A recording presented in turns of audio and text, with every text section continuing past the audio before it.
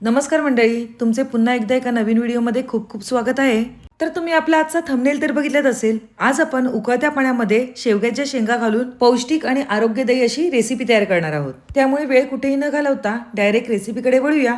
तर सुरुवातीला इथे मी शेवग्याच्या शेंगा घेतलेल्या आहेत. या शेवग्याच्या शेंगा आपल्याला बारीक अशा कापून घ्यायच्या आहेत. म्हणजेच त्या कापताना आपल्याला जेवढ्या शेरा निघतील त्याच्या तेवढ्या काढून घ्यायच्या आहेत.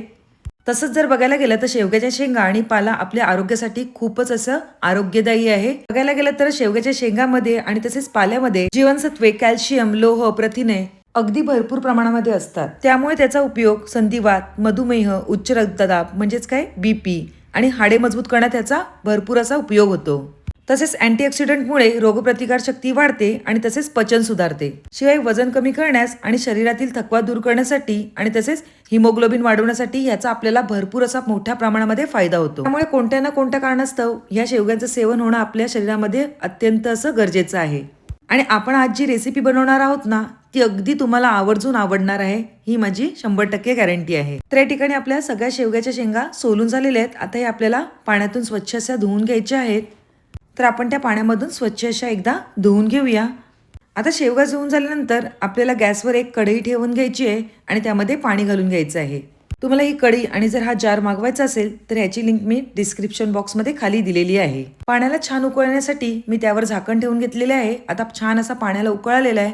आपण धुवून घेतलेल्या शेंगा ह्या आपल्याला या उकळत्या पाण्यामध्ये घालून घ्यायच्या आहेत. शेंगा उकळत्या पाण्यामध्ये घातल्यानंतर आपल्याला त्याला छान अशा शिजून द्यायचे आहे. म्हणजे जेवढे सॉफ्ट होतील तेवढे आपल्याला यांना सॉफ्ट असं करून घ्यायचं आहे. तसेच या रेसिपीसाठी आपण शेवग्यांच्या शेंगांसोबत पाल्याचा सुद्धा येथे वापर केलेला आहे. म्हणजे काय, शरीरात जेवढं जास्त प्रमाणामध्ये आपल्याला शेवग्याचं सेवन होईल तेवढं आपल्याला हे चांगलं ठरणार आहे. त्यामुळे आपण येथे पाला सुद्धा येथे घेतलेला आहे. तर हा सगळा पाला आपण स्वच्छ असा करून घेऊया. परंतु तुम्ही सांगा, तुम्ही आपल्या चॅनलला सबस्क्राईब केलं की नाही? जर सबस्क्राईब केलं असेल तर ठीकच आहे, आणि जर सबस्क्राईब केलं नसेल तर पटकन सबस्क्राईब करा आणि तसेच बाजूला असलेल्या बेल आयकॉनवर प्रेस करा. म्हणजे असेच साधे, सोपे, खमंग आणि चविष्ट रेसिपी तुम्हाला नेहमी बघायला भेटतील. 5 मिनिटांनंतर आपल्या शेंगांना मस्तपैकी असा उकळ आलेला आहे. आपण थोडंसं यामध्ये मीठ सुद्धा घालून घेऊया. जे काय आहे ते शेंगांमध्ये छान असं मुरलं जाईल. आता हे थोडंसं उकळून द्यायचंय. म्हणजेच काय, त्यातलं पाणी थोडं आटवून घ्यायचंय आणि गॅस बंद करून घ्यायचंय. आता हे थंड होऊन द्यायचंय. शेवग्याच्या शेंगा थंड होईपर्यंत आपण धुवून साफ करून घेतलेला जो शेवग्याचा पाला आहे तो आपल्याला बारीक चिरून येथे घ्यायचा आहे. ठिकाणी आपल्याला जेवढा बारीक कापता येईल तेवढा आपल्याला शेवग्याचा पाला बारीक असा कापून घ्यायचा आहे. तसंच यामध्ये आपण थोडीशी कोथिंबीर सुद्धा घालणार आहोत. तर ती कोथिंबीर सुद्धा आपण बारीक अशी चिरून घेऊया. कोथिंबीर बारीक चिरल्यानंतर आपण इथे 2 मिरच्या सुद्धा घेणार आहोत. त्या सुद्धा आपण बारीक मधून अशा चिरून घेऊया.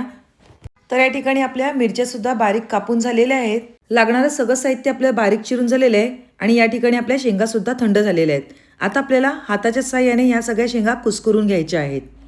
तर आपण या शेंगा हाताच्या साहाय्याने व्यवस्थित अशा कुस्करून घेऊया. शेंगा व्यवस्थित शिजल्या की त्या आपोआप छान अशा शिजल्या जातात आणि त्या छान अशा कुस्करल्या सुद्धा जातात. त्यामुळे आपण ह्या सगळ्या शेंगा व्यवस्थित अशा हाताच्या साहाय्याने कुस्करल्या आहेत. आता ह्याच्यात जो चोथा आहे तो आपल्याला पिळून बाजूला काढून घ्यायचा आहे. म्हणजे काय, शेंगांची जी सालं आहे ती आपल्याला कुस्करून बाजूला काढून घ्यायची आहेत. तर येथे आपण सगळा चोथा म्हणजे जी सालं आहेत ती सगळी पिळून बाजूला काढलेली आहेत. आता हे जे शिल्लक राहिलं बॅटर आहे ते आपल्याला पूर्णपणे मिक्सरमधून बारीक करून घ्यायचं आहे. म्हणजे त्यामुळे त्याची मस्तपैकी स्मूथ अशी प्युरी होईल. तर या ठिकाणी आपली मस्तपैकी बारीक अशी प्युरी तयार करून झालेली आहे. आता एक गाळण घ्यायची आहे आणि त्यावर हे सगळं गाळून घ्यायचं आहे. म्हणजे काय, जो शिल्लक राहिलेला शेंगांचा चोथा वगैरे काही असेल तर तो पूर्णपणे गाळणीमध्ये गाळला जाईल. अशा प्रकारे चमच्याच्या साहाय्याने आपल्याला सगळं गाळ व्यवस्थित असा गाळून घ्यायचा आहे. तर या ठिकाणी आपला सगळा जो चोथा म्हणजे काही गाळ आहे तो संपूर्णपणे गाळून झालेला आहे. तर आता हे मिश्रण आपण बाजूला ठेवून देऊया आणि या ठिकाणी आपल्याला 1.5 कप एवढं गव्हाचं पीठ घ्यायचं आहे. ते मी 1 कप आणि अर्धा कप असं 1.5 कप घेतलेलं आहे आणि अर्धा कप एवढं बेसनचं पीठ घ्यायचं आहे. आता ही दोन्ही पीठं आपल्याला चाळणीच्या साहाय्याने व्यवस्थित अशी चाळून घ्यायची आहेत. म्हणजे काही पिठामध्ये कचरा किंवा काही कोंडा असेल तर तो व्यवस्थित असा निघाला जाईल. तर या ठिकाणी आपलं सगळं पीठ असं व्यवस्थित चाळून झालेलं आहे. आता या चाळून घेतलेल्या पिठामध्ये आपल्याला अर्धा चमच एवढी हळद घालून घ्यायची आहे. तसेच अर्धा चमच एवढी जिरा पावडर घालून घ्यायची आहे आणि अर्धा चमच एवढी धणा पावडर घालून घ्यायचं आहे. अर्धा चमचा एवढा ओवा आपल्याला हातावर मळून घ्यायचा आहे आणि तो सुद्धा पिठामध्ये घालून घ्यायचा आहे. तसेच आपण बारीक करून घेतलेली मिरची सुद्धा घालून घेऊया आणि त्याप्रमाणे 1 चमचा एवढं लाल तिखट सुद्धा घालून घेतलेलं आहे. आता बारीक करून घेतलेली जी कोथिंबीर आहे ती सुद्धा घातलेली आहे आणि जो शेवग्याचा पाला कापून घेतलेला तो सुद्धा यामध्ये घातलेला आहे. अर्धा चमचा एवढं तूप घालून घेऊया आणि हाताच्या साहाय्याने हे पहिले कोरडंच मिश्रण आपण छान असं मिक्स करून घ्यायचं आहे. मगातपासून मी तुम्हाला या रेसिपीचं नाव सांगितलं नव्हतं, तर आज आपण येथे शेवग्यांच्या शेंगांपासून तसेच पाल्यापासून मस्तपैकी पराठे तयार करणार आहोत. साजूक तूप घातल्यामुळे आपले जे पराठे आहेत ते छान असे खुसखुशीत आणि सॉफ्ट होणार आहेत.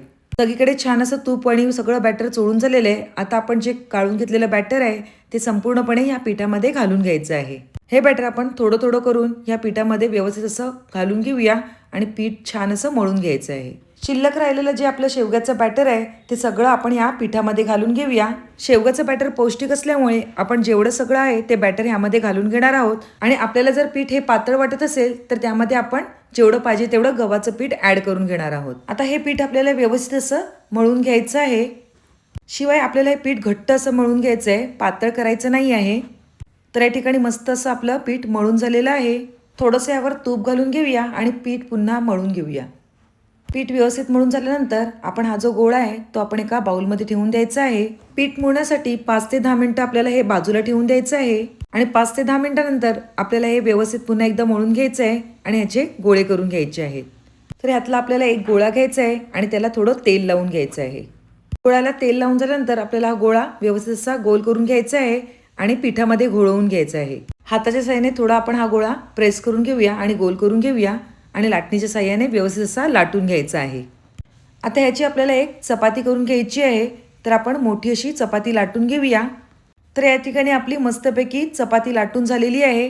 तर आज आपण या शेवग्याचा लच्छा पराठा तयार करणार आहोत. यासाठी काय करायचं आहे, आपल्याला या चपातीवर सगळीकडे तेल लावून घ्यायचं आहे आणि तेल हे सगळ्या काठांना लागलं पाहिजे अशा प्रकारे लावून घ्यायचं आहे. थोडं कमी पडत असेल तर पुन्हा थोडं तेल घ्यायचं आहे आणि सगळीकडे व्यवस्थित पसरवून घ्यायचं आहे. गेल्याच रेसिपीमध्ये आपण लच्छा पराठा बघितलेला आहे. आता तेल लावून झाल्यानंतर आपल्याला ह्यावर थोडं पीठ भुरभुरवून घ्यायचं आहे. तर आपण ते पीठ भुरभुरवून घेतलेलं आहे. आता आपण लहानपणी ज्याप्रमाणे पंख्याला घड्या घालायचो त्याप्रमाणे या चपातीच्या घड्या घालून घ्यायच्या आहेत. तर या ठिकाणी सगळ्या चपातीच्या आपण मस्तपैकी घडीवर घडी मारून घेतलेल्या आहेत. घड्या घालताना हलक्या हाताने आपल्याला हे रोल प्रेस करून घ्यायचं आहे. प्रेस केल्यानंतर आपल्याला हा गोल गोल फिरवून घ्यायचा आहे. सगळ्या कडा एकमेकांना व्यवस्थित चिटकतील याप्रमाणे आपल्याला हा गोळा करून घ्यायचा आहे. तर अशाच प्रकारे आपल्याला दुसरा सुद्धा गोळा आपण तयार करून घेणार आहोत. पहिले मस्तपैकी चपाती मोठी लाटून घ्यायची आहे आणि नंतर लाटल्यानंतर त्यावर तेल लावून घ्यायचं आहे आणि पीठ भुरभुरून घ्यायचं आहे. आणि आपण ज्याप्रमाणे पंख्याच्या घड्या घालतो त्याप्रमाणे पुन्हा आपल्याला हा गोळा तयार करून घ्यायचा आहे. तर या ठिकाणी सुरुवातीला मी 2 पराठे लाटून घेणार आहे. आता हाच गोळा आपल्याला थोडंसं पीठ घोळवून घ्यायचं आहे आणि मोठी अशी चपाती लाटून घ्यायची आहे. चपाती ही आपल्याला हलक्या हाताने लाटून घ्यायची आहे. म्हणजे काय आहे, त्याचे छान असे लच्छेदार पराठा तयार होईल. यासाठी आपल्याला हलक्या हाताने ही पोळी लाटून घ्यायची म्हणजे चपाती लाटून घ्यायची आहे. तर या ठिकाणी हलक्या हाताने आपली मस्तपैकी मोठी चपाती लाटून झालेली आहे. आता या ठिकाणी चपाती लाटून झाल्यानंतर आपल्याला तव्यावर थोडं तूप सोडून घ्यायचं आहे आणि चमच्याच्या साहाय्याने तूप सगळीकडे तव्यावर व्यवस्थित असं पसरवून घ्यायचं आहे. आता आपण जो तयार करून घेतलेला शेवग्याचा लच्छा पराठा तो या तव्यावर घालून घ्यायचा आहे आणि सगळ्या बाजूने ही चपाती म्हणजे सगळ्या बाजूने हा शेवगा लच्छा पराठा मस्तपैकी शेकून घ्यायचा आहे. वरून थोडं तूप सोडून घेऊया म्हणजे आपला पराठा अजून मस्तपैकी टेस्टी लागेल. लच्छा पराठ्याची छान अशी बाजू सगळीकडून दाबून घेतलेली आहे. आता हा आपण पलटी मारून घेऊया आणि पुन्हा खालची बाजूसुद्धा छान अशी शेकवून घेऊया. वरून थोडं तूप लावून घ्यायचं आहे. मला जर तूप आवडत नसेल तर तुम्ही या ठिकाणी तेलसुद्धा वापरत तरी चालणार आहे. सगळ्या बाजूने पराठा छान असा भाजून घेऊया म्हणजे तो छान अजून टेस्टी आणि यम्मी लागेल. तर या ठिकाणी आपल्या मस्तपैकी पराठ्याचे लच्छेसुद्धा दिसत आहेत. आता हा पराठा आपण एका प्लेटवर काढून घेऊया आणि दुसरा पराठासुद्धा अशाच प्रकारे भाजून घेऊया. त्यावेळेला मी तेल घातलेले आहे. सगळ्यांनाच आपल्याला घरामध्ये तूप आवडत नाही तर काही काही जणांना तेल आवडतं, त्यासाठी मी तेलसुद्धा इथे घालून घेतलेलं आहे. पुन्हा हा पराठा आपण दोन्ही बाजूने छान असा भाजून घेऊया आणि त्यावर तेल व्यवस्थित असं सोडून घेऊया.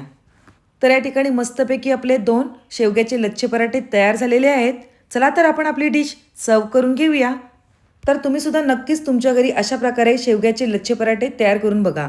एकदम पौष्टिक आणि आरोग्यदायी येथे आपले शेवग्याचे लच्छे पराठे दोन्ही सुद्धा तयार झालेले आहेत आणि त्याला छान असे लेअर्ससुद्धा पडलेले आहेत. ते तुम्ही येथे नक्कीच बघू शकता. तर आपण हे आपले शेवगा पराठे टोमॅटो सॉस आणि दह्यासोबत सर्व केलेले आहेत. तर तुम्हाला माझी आजची ही रेसिपी कशी वाटली नक्कीच कमेंटद्वारे कळवा. रेसिपी आवडली असेल तर पटकन एक लाईक करा. तसेच तुमच्या फ्रेंड्स आणि रिलेटिव्हसोबत आपली ही लिंक शेअर करा. पुन्हा एक नवीन रेसिपी घेऊन येऊया. तोपर्यंत बाय बाय. थँक्यू.